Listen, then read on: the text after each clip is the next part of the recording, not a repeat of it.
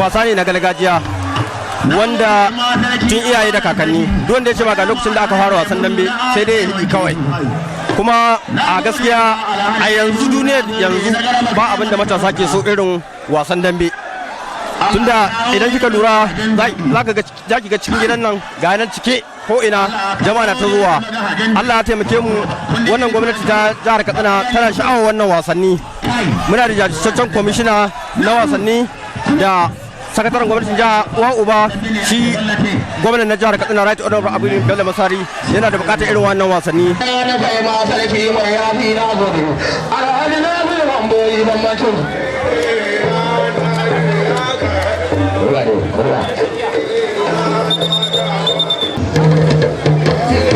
wasa kana tino da Khadija amana faro na gode ga maketi a lady safiya yan Nijar bare na haba da girma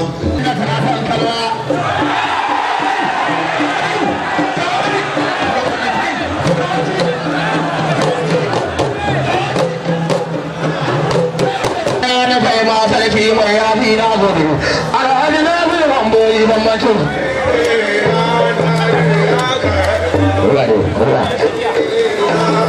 To a gaskiya jin daɗin da nake na zuwa filin dambe yawanci akwai abokan mu 'yan kasuwa, akwai ma'aikatan gwamnati wanda kowa in ya tashi daga wurin da yake aiki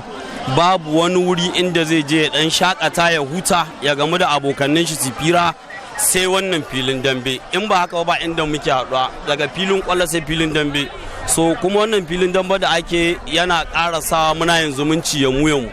wani in ba ma'aikatan kuɗi da shi ba ku taɓa haɗuwa da shi sai a shekara da shekaru,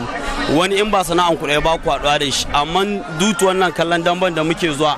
za ka ga ko baka nan ma wani zai kira ka yi ma waya ce ai ana wasan damba wuri kaza. So dalilin wannan za ka zo filin damben nan in ka zo za ka kira shi ka ce eh ka zo filin damba, shi ma zai ce ga inda yake ku haɗu ku yi zumunci.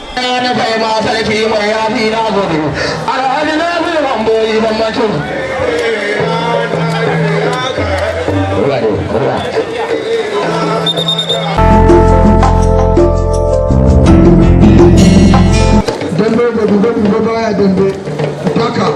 haka ke dambe ku tafi dambe manyan madambata a mai da hankali a shigo an taɓa kowa manyan madambata a bangaren kudu da arewa jamus da gurmana kowa kuma rigar sai na da hannun sai fito a tafi a dabban manya shi ya tara mutane a nan ba ƙaramin dabba ba in ga haɗin mutan kaduna yana sama hanya gobe idan allah ya kai mu